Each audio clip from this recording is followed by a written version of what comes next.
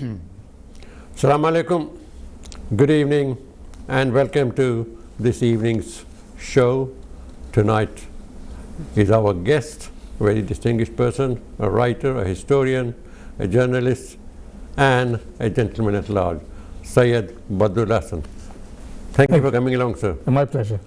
On a cold and, can't I say frosty evening, November evening. Well, autumn, despite the color and charm in our forests and gardens, is a month that also brings cold weather. And as we were talking with our distinguished guest today, he understands English poetry more than I do, that we are not going to discuss Shelley. If winter comes, can spring be far behind? But we are pretty optimistic that yes, if winter comes, there will be a spring, there will be summer, and we will be looking forward to that. The topic today is November blues, and this blues is about our disappointments, happenings, maybe in distant past, in faraway Bangladesh, but we are still carrying those wounds, those harsh feelings still haunt us, and we'll talk about that and also, time permitting, with more about Bangladesh and other places. Thank you, sir, and thank you for coming along. Thank you for having me here. Not at all. You are a distinguished guest for this program, and we are so obliged, so much obliged to you that you always accept our invitations. Yeah. Being this November month, and the November is not very far away from August 1975, the start of tragedies for Bangladesh. Yes. See, let us say 3rd November was a very, in 1975, but a very unusual date. See, what was the immediate context for the 3rd November 1975 happenings, the coup, uprising, shake-up, or shall we call it a general dissatisfaction? Yes, 50 years. It's been 50 years, half a century. You and I have observed all these days and incidents and tragedies that have been taking place in our country's history. And as you rightly pointed out, November blues, yes, we have these November blues. Now, if we go back to November 3, the 3rd of November 1975, I remember distinctly of the tension that gripped the country between August 15, when Bangabandhu, Sheikh Mujib and his family were assassinated. I was in Dhaka. In fact, in August 1971, in August 1975, I had submitted my papers for admission to first-year honors classes. So, and then our classes began in September, 22nd of September, I remember the date. So between 15th August and 3rd November, there was tension, and of course, we were all concerned. We were all concerned at the fact that in Bangladesh at that time, there was a usurper administration, an illegal regime which had taken hold. You can imagine, the president of the country had been assassinated, and then the senior leaders, the 4 senior leaders particularly of the Mujib government, they had been carted off to jail. And the commerce minister, I mean, this is unthinkable. The president of the republic is, first of all, he is murdered, assassinated, and his place is taken over by the commerce minister. And the commerce minister happened to be his long-time political associate, Bangabandhu's associate in the Awami League. Also a relation? Sorry? Also a relation? No, he was not, because Bangabandhu was from Faridpur and he was from Daud Kandi in Kumilla. Right. So this was the thing, and we were all upset at the fact that in Bongo Bhavan, between 15th August and early November, these killer majors and lieutenant colonels, they were staying there, and they were with Khandaka Mushtaq Ahmed, who called himself, I mean, the so-called president. But by the end of October, there was whispers, there were stirrings in the wind, if you might put it that way, that things were going to change. And we kept hearing rumors that some change was going to take place within the army and then within the state structure itself. Right. And Brigadier Khalid Musharraf's name came up. At that time he was a brigadier. So, and we were looking forward to it, and we were hoping that the change would be there, that these people, these usurpers who had seized the administration, they would be forced to go out of power. So we were waiting for that thing to happen. But then at that point things became rather decisive, very, very dramatic, because I remember distinctly the radio station was off the air. See, Bangladesh Betar, or Radio Bangladesh. For how many days? Till the 3rd of November. See, and from 1st November? For 1st November. And we were, we knew that something was happening, but who was doing what and what was going to happen, we actually had no inkling, had no idea. But then we were hoping for the best. We were hoping and indeed praying that this cabal, Mushtaq and his, these majors and colonels, the renegade soldiers, they would leave. And then we got the news that by the 3rd of November, in fact, on the morning of the 4th of November, we came to know that 4 prominent political leaders had been assassinated in Dhaka Central Jail.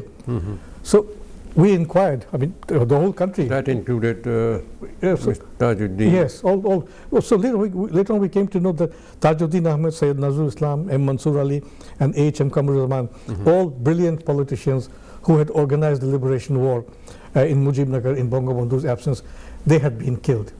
So we heard that, and there was a pall of gloom all over the country, naturally. But then, who killed them? How were they killed within the supposed security of Dhaka Central Jail? That was not known. Going back, who had arrested them? The Mushtaq regime. Because Bangabandhu was assassinated on the 15th. Around the 20th of August, about a week later or so, all these people prominently. You see, Sayyid Nazrul Islam was vice president of the country at that time. Tajuddin Ahmed was not in government, but he was a very prominent figure. Mansur Ali, M. Mansur Ali, he had been prime minister when the 4th Amendment came to pass, when the Baksal system came to force. Bangabandhu had become president, and Mansur Ali was the prime minister. And of course, Mr. Kamruzzaman, a former minister, senior politician. And Kamruzzaman's record, we know, he had also been a member of the Pakistan National Assembly in the 1960s during Ayub Khan's time. So we came to know of these. They were all seasoned politicians. They were all seasoned politicians, and I mean, they were all brilliant politicians. In Bangabandhu's absence, Bangabandhu had been arrested by the Pakistan Army. You and I both recall, and so many other people also recall, that after Bangabandhu's arrest, it fell to these 4 people to organize the War of Liberation. Of course, the leading role was Tajuddin Ahmed, but then he was able to bring all these people together, and together they formed the Mujib Nagar government. They named the place Mujib Nagar in Meherpur, and they formed the Mukti Bahini, and they devised a strategy for the upcoming War of Liberation. But these people had been taken to jail, and I remember also later on, I mean this came much later, I went to see Mrs. Zohra Tajuddin many years later, because I wanted to write on Tajuddin Ahmed. You wrote a book about Tajuddin. About him. So I also wanted to have more information. So I went to Mr. Tajuddin's Shah Masjid residence. That residence is now, the place also still now belongs to the family, but the old structure is not there. So I talked to Mrs. Tajuddin for a good many hours, and she was very happy to see me. And I asked her about his arrest, when he was being arrested in August 1975. And she said, while he was being taken down by the army, by these soldiers, and I asked him, Mrs. Tajuddin, I'm quoting her, she said, I asked him, how long do you think you'll be in jail this time? Because Tajuddin had been in jail earlier also. And Tajuddin, on the landing of the staircase, he turned to look at her and told her, take it as if it is forever. And see, unfortunately, his prediction turned out to be true. So when we got this news early, because the killings had been done on the 3rd of November, so the whole country was sleeping, but by early morning of the 4th of November, on the 4th of November, we knew that this tragedy had taken place. And we used to live, my parents and my siblings, we used to live in Wari, Rankin Street. And a few paces away, there was the residence of Qurban Ali, who had been Minister for Information in Bangabandhu's government. He had also been in jail, but that morning he had been released. And he was at the gate of his house, and there was a crowd around him, first of all to welcome him back from jail, and secondly he was telling people that these 4 leaders had been killed. That was the confirmation, and he named these 4 people, and that was the first time we knew that the tragedy had taken place. And I went off. I was also going to the university, but then, you know, at that moment of national tragedy, you don't feel like going to your classes or anything. So that was the 3rd of November. And but then, you see, we still didn't know who had killed them. We still didn't know that the killers, the assassins of Bangabandhu, obviously, and that they had been flown out of the country, we didn't know. But we were wondering what Brigadier, or by that time, obviously, Major General Khaled Musharraf was doing. We waited for news of what had actually happened. So we waited for the radio to come back, for television to come back, and for the media to give us the truth about what had transpired in Dhaka Central Jail. So up to that point. Would Khaled Musharraf be responsible for this news blackout, or was the sitting administration at that time? I would say that it was Kondak Mosaddak, because they were under pressure. Mosaddak and his team, all those majors and colonels, and his cabinet also. The cabinet also, of course, was Bangabandhu's cabinet, which had stayed with him. I think they did not want, Mosaddak did not want the country to know that he was under pressure. What he was cooking. What he was cooking, or what was about to be done to him. So that was why I think all these, this radio station, the television channel, there was only one channel at that time, Bangladesh television, and only one radio station, Radio Bangladesh, or Bangladesh Betar, as we call it in Bengali. So they were there. So I would say that, what was happening in the country, something was happening, something was brewing, but I wouldn't say that the army was involved, General Musharraf was involved. It was the government, the unconstitutional government led by Kondak Mosaddak, which was behind it. Probably they wanted it to continue, this lack of information, so that they could do whatever they wanted. Because you see, on the 3rd of November 1975, a cabinet meeting was going on at Bongo Bhavan, and at that time, Colonel Shafat Jamil, he was also a brilliant freedom fighter, and he and General Musharraf and the others were together. He burst into the room with his band of soldiers, and when he did that, most of these ministers, they fell off their chairs or they hid under the table, because they thought he had come to kill them. And Mosaddak, he stood up and he told Shafat Jamil, "See, you can't intimidate me." That's Mosaddak telling Colonel Shafat Jamil, "You can't intimidate me. I have seen Pakistani generals and I am not afraid." And Shafat Jamil, reportedly, he said, "You have seen Pakistani generals, but you have not seen a Bangladeshi colonel." So, and then he was pointing the gun at him, and Mosaddak and the other ministers who were cowering under the table, they thought they were all finished. General Usmani, who at that time was Mosaddak's defense advisor, he was also, then he came and patted Shafat Jamil on the back, calmed him down, and I think asked them to somehow made them leave the room.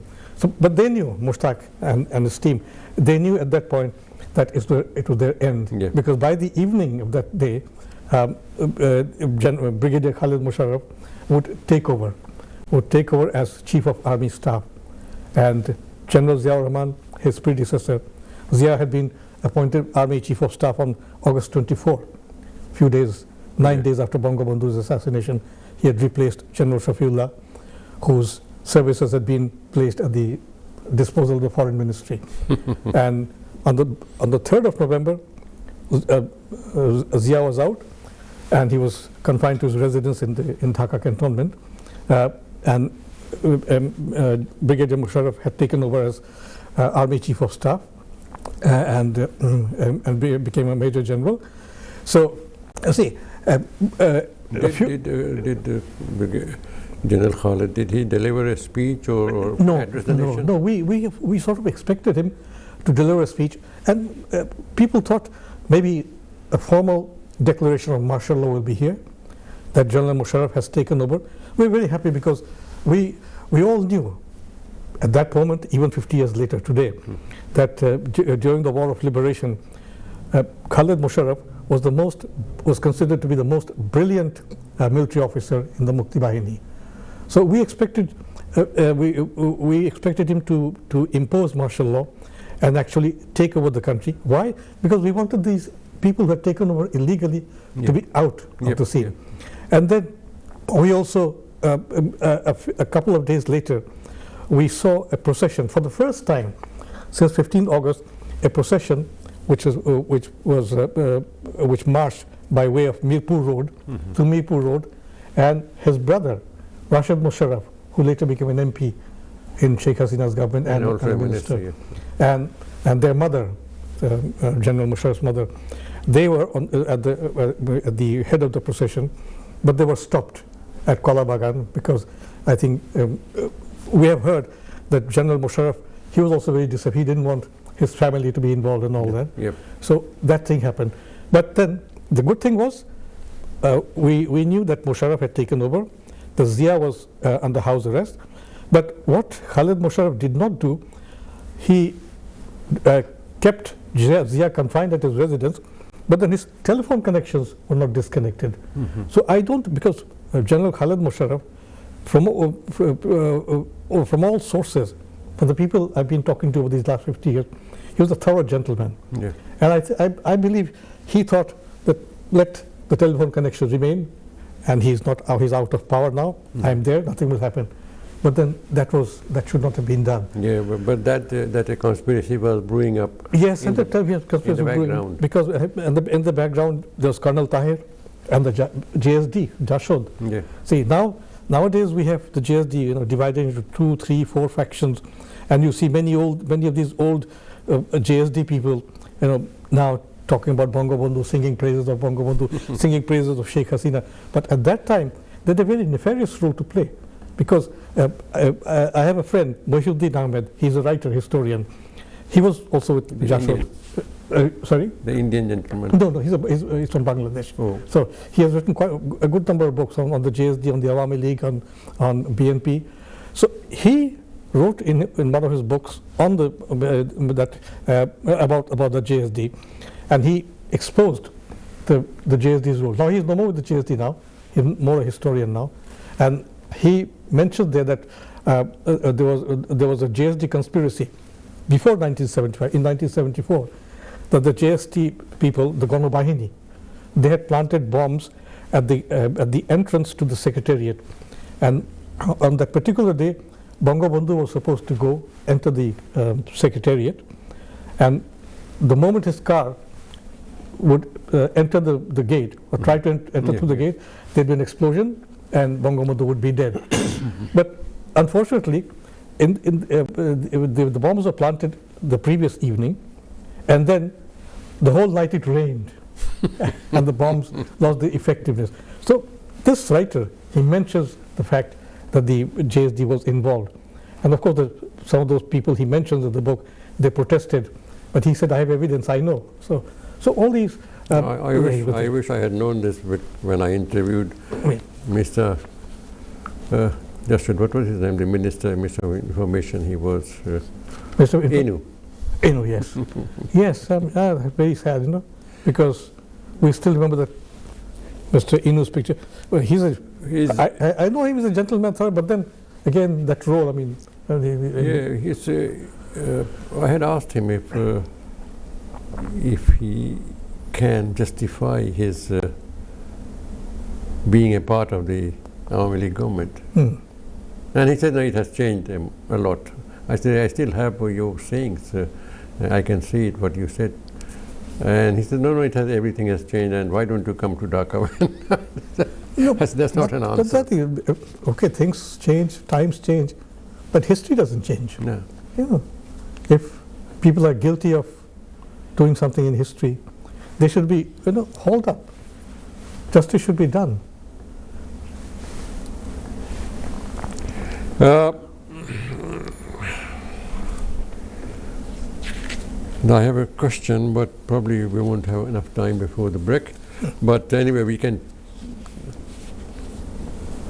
Okay. Who were the key figures involved in the 3rd November uprising upheaval? Aim was to bring Mujib aligned forces back to power. Oh, I don't think was it? No, I think what was done on the 3rd of November through General Musharraf's coup was to do two things. First of all, restore the army chain of command, because the chain of command had broken down completely. Yeah, the colonels and the colonels and majors, they were ensconced in Bongo Bhavan, and they refused to go back to the cantonment. And General Shafiullah, the army chief, of course, he couldn't control them at all, so he had to go. General Zia took over. Not even General Zia was able to take them back to the cantonment. So you see, it was a peculiar situation. A bunch of colonels, and most of them were retired, say, not in service anymore, colonels and majors, they were running the show. And in the army, the senior military officers were not being able to do anything. Sitting there taking their orders. See, and that was what General Musharraf planned to do.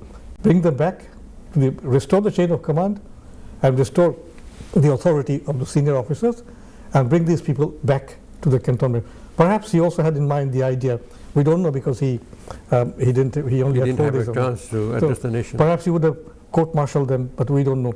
That was one point, the restoration of a chain of command. And secondly, I think he was, because if we look at the statement, the speech of the president who was appointed, Justice K.M. Syme. Yeah. Say, Justice K.M. Syme on the 6th of November in the evening, in a broadcast to the nation, he spoke of free and fair elections for February 1977. So Justice Syme had been installed in office by General Musharraf. So obviously, he was talking about elections on the authority of General Musharraf. So first of all, I believe General Musharraf, he was intent on restoring the chain of command in the army, and secondly, restoring constitutional government through elections. Okay, sir, thank you very much. Very detailed and informative discussion we are having. And after this break, we will delve further into this matter. Yes, and we'll try to find some warmth in this November. Yes. Thank you very much for being with us, and we'll be back soon. Don't go away.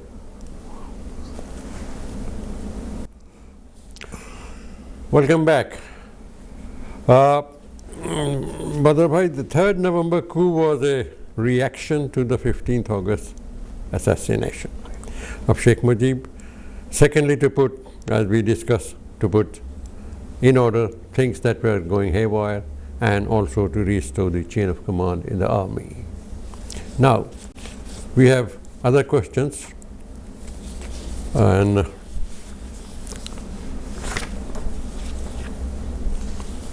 how does the 3rd and the 7th November 1975 coup connect to the 15th August assassination of Bangabandhu? Well, the 3rd November coup was an attempt to restore legal government in the country. And the 7th November was a counter-coup. That was a move which sought to defeat the purposes of the November 3 coup, because November 3 was aimed at restoring legal government, restoring the principles of the liberation war that had already come under pressure through Mushtaq and his gang. But on the 7th of November, it was a point when the country was yanked away from its liberation war moorings. What General Musharraf tried to do, as we said earlier, on the 3rd of November, was to take the country back to a semblance of normalcy. To put it back on the rails. Back on the rails, because the country had been dislodged from its proper constitutional path on the 15th of August. So on the 3rd of November was an attempt to put the country back on the rails and have it go forward. As we said a few minutes earlier, because General Musharraf believed that elections should take place, and this statement of this feeling of his, he didn't come on television or radio. We never heard him. But then when the new president, Mushtaq was out by the 6th of November, when the new president, Justice K.M. Saim, Justice Abu Sadat, ASM Saim, Abu Sadat Muhammad Saim, Chief Justice of the Supreme Court, he took over as president of the country on the 6th of November in the morning. In the evening, he addressed the nation and made it clear that the government that he would be presiding over would organize general elections, new general elections in February 1977. That means slightly over a year later. So that was the purpose. It was clear that steps were being taken to take the country back to normalcy. On the 7th of November, everything was turned upside down, because the normalcy that we expected on the 3rd of November, that dream or that plan was upset by this counter-coup. I wouldn't say it was counter-revolution, because it has nothing to do with the revolution. It was a counter-coup, and it led to more tragedy, because on the 7th of November, early in the morning of 7th of November, we had General Musharraf, Colonel Najmul Huda, and Major A.T.M. Haider, all brilliant freedom fighters, all brilliant officers in the Mukti Bahini.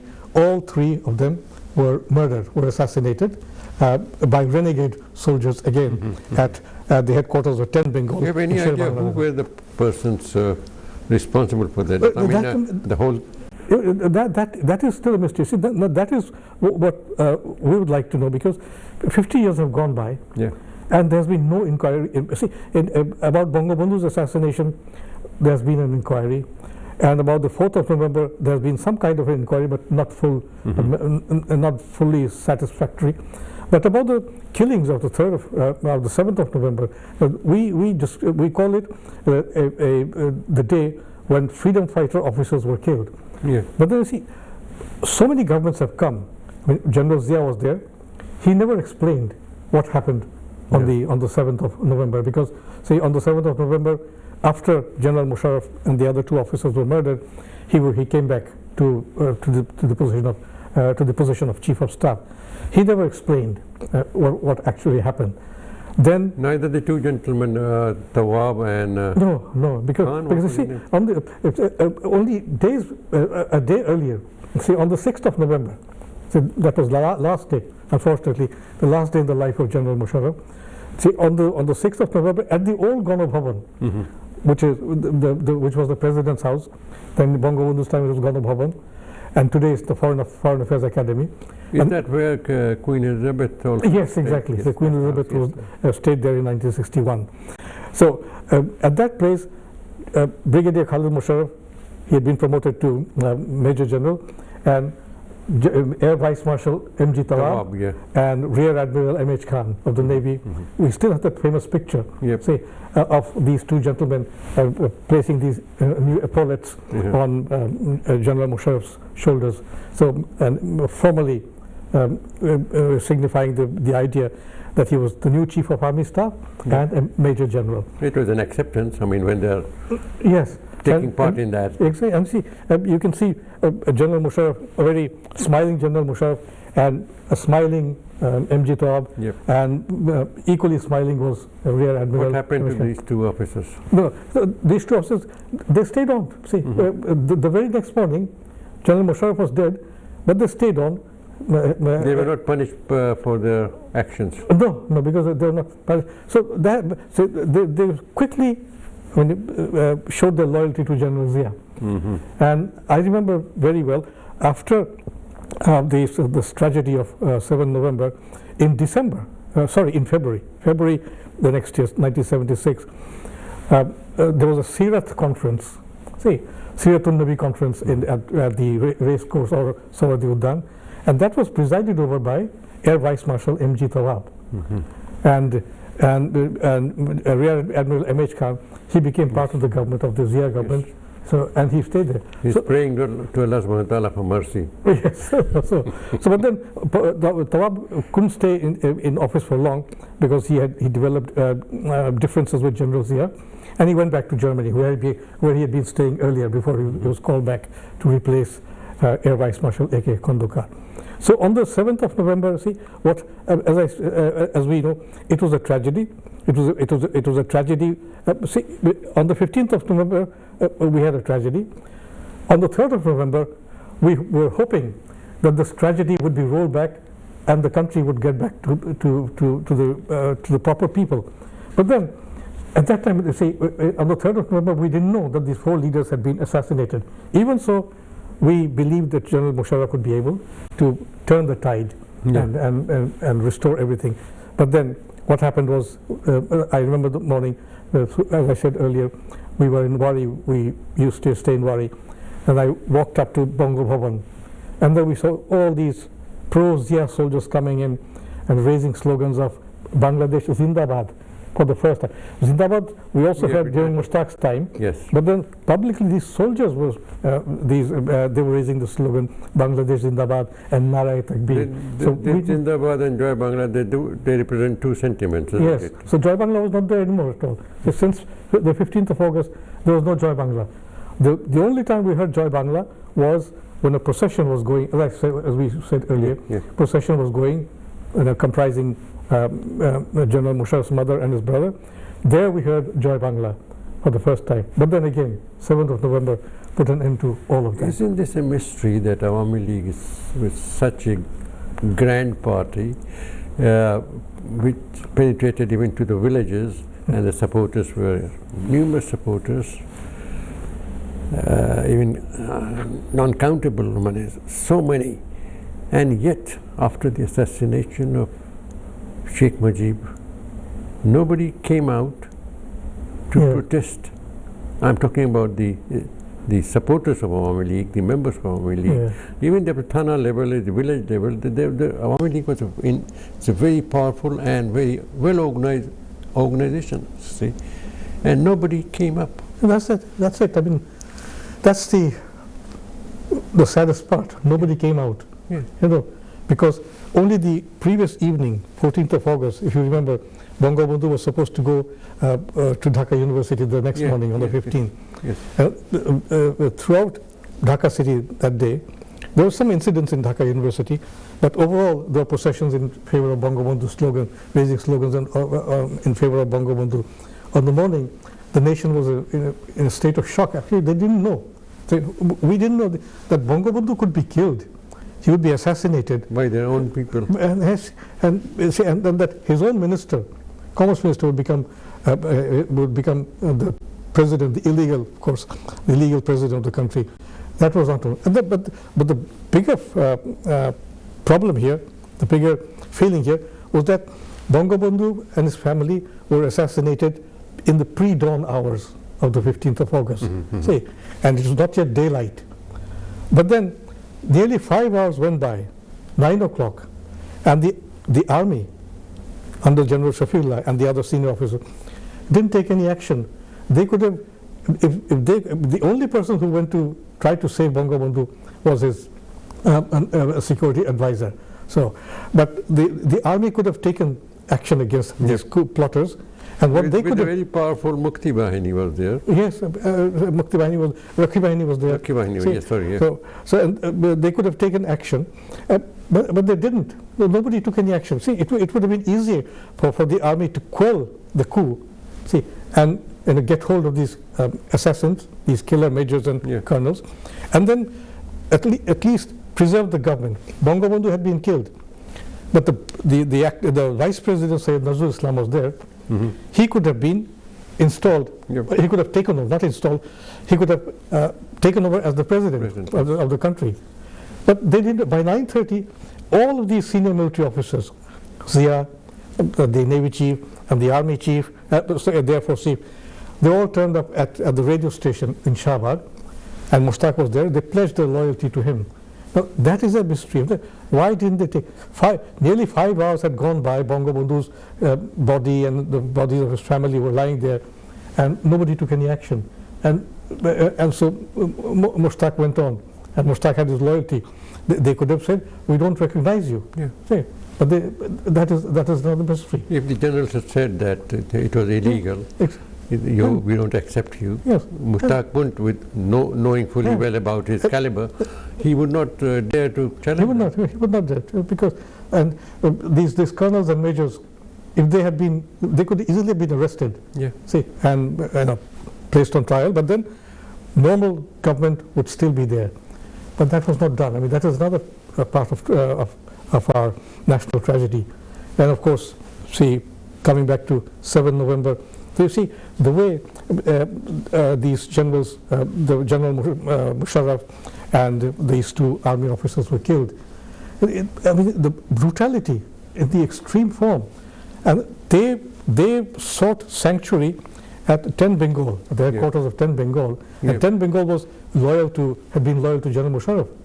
And there, probably reading one of your articles or some other article, that they were having breakfast. And then everything was in order, and everything was peaceful. Then some came from outside, outside the room. Yes, exactly. That's what we know. While all three officers were exhausted, but they were stunned by the turn of events themselves. So a day before they were in power, and the next morning they were on the run. So they were exhausted, hungry, and they were given breakfast, all three of them. And there's some other soldiers, and possibly they were linked to the Gano Bahini of Colonel Tahir. And some people say that even Tahir was there. They stood at the door, he and the other people stood at the door for some time, watched these three officers, and then they went off. And then sometime later, the other soldiers came in, other renegade soldiers came in, took all three of them outside and shot them in cold blood. And the indignities that they suffered from their bodies, were taken there for days. For days. But then, 50 years later, we have all those questions. I mean, General Khalid Musharraf, he was Army Chief of Staff for 4 days. But he was Chief of Staff. That record is not there. And I asked somebody in Dhaka, why is his name not there on the list of Army Chiefs of Staff? He said there'd be no gazette notification. But that is hardly any point. But we know the facts are there. But somebody, when I use the same thing, as I said, I wrote Brigadier General and then General and Major General. And somebody said that he was not Major General. So I said, why? He said, orders were passed just 3 days after that, that he was, rank was taken away from him. I said, how can you take away rank from a person who is dead, as you see? Right, exactly. So I think, and you see, strangely, to go back to an earlier point, no investigation has been done. No. But who are the people behind the killings of these three officers? No inquiry was done. Even after 1975, after their deaths, two military regimes have come, General Zia and General Ishaq. Then we had Begum Khalida Zia's government, twice, from 1991 to 1996, and then again from 2001 to 2006. Then we have had an Awami League government, a number of Awami League governments under Sheikh Hasina, but no government has ever initiated proceedings or moves into inquiring, into wanting to know, or wanting to enlighten the nation on what happened on 7th November. Who are the people responsible for the death of these brilliant officers? With your brilliant hindsight, what is, in your opinion, that why it did not take place? We are raising questions, yes. There's so many questions over the last 54 years that we have in the mind, but which need to be asked, because unless we ask those questions, unless those questions are answered to our satisfaction, there cannot be any closure. See, and because these things will go on, and the generations, the younger generation, which is there, other generations which will come in the future, they'll remain confused. Yeah, they'll continue to ask questions. Because see, and I remember when the Awami League came back to power in 1996, I still remember that on the very first evening, Bangabandhu's 7th March speech was telecast on television, Bangladesh television. And then my younger brother, my cousins, they happily told me, we didn't know that we had a leader like Bangabandhu. I said, because 21 years, for 21 years, you were, the truth was suppressed. Yeah. So that's an example. Now the truth behind General Zia's, General Khalid Musharraf's murder, that has not been investigated. Well, let's say General Ziaur Rahman, he also was killed in a push, in an attempted coup. Nobody knows who ordered this killing. General Mansour, he was killed. Who ordered? All these unanswered questions. They have to, for researchers in the future. So many hundreds of officers in Pilkhana. In Pilkhana, yes, the Pilkhana massacre. And if you also remember in 1977, there was a coup attempt. There was a disturbance in the Air Force. Yeah, at the airport, there were so many officers. Yeah, so many, and all the. So I think for researchers, for historians and researchers in future, all these things should be investigated thoroughly, impartially, without any partisan attitude coming in. Yeah. Who was responsible for this? Who did what? And there must be official papers around still. Yes. They couldn't have been destroyed, not all of them. No. And for example, Khandakar Mushtaq, what was his role in the coup? Yeah. He kept on denying, but then there are also reports that he knew that a coup was going to take place from the middle of 1974. And he was in touch with these people who later on killed Bangabandhu. And General Zia, his role, how much did he know about 1970, August 1975? Then again, Khalid Musharraf. Did General Zia know that he was going to be killed? Because there are also other reports that some senior officer from 10 Bengal, after General Musharraf and the other two officers turned up there, he apparently called General Zia, who had been restored to his position as Chief of Staff. And according to that report, General Zia said, please see to it that they are not harmed. But then they were killed. So if General Zia said, see to it that they are not harmed, who were responsible for their deaths? And who killed, how did or why did General Zia die? Why did General Mansour die? And why did so many military freedom fighter officers die, one after the other? Yep. So these questions, are always up in the air. We can always talk about them, we can write about them, but we need to draw conclusions. Raise questions about them. Exactly.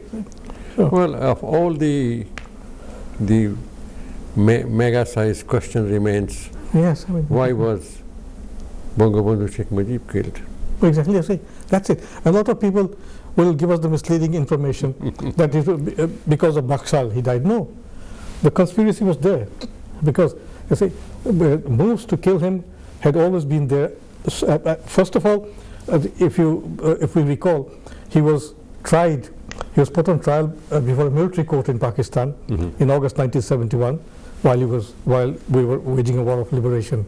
And by that time, he'd also been declared president of Bangladesh by the Mujib government.